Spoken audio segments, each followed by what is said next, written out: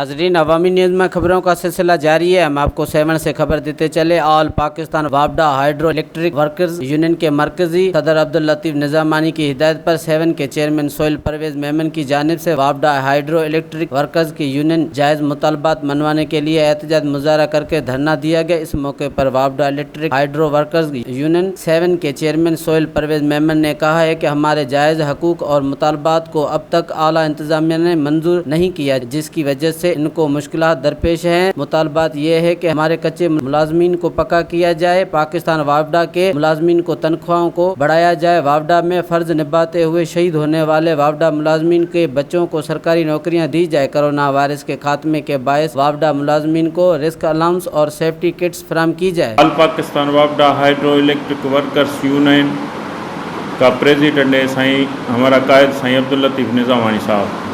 उसके कहने पर हमने आज एहतजाज किया है।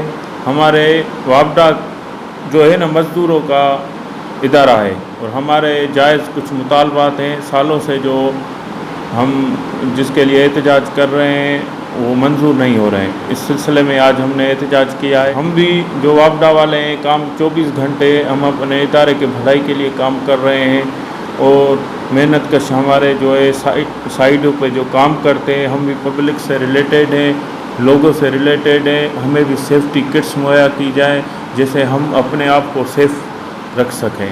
वधीक खबरें ने तफ़सील जे लाइ विज़िट कयो असांजी वेबसाइट awamiNewsHD.com ऐं ॾिसंदा रहो अवामी न्यूज़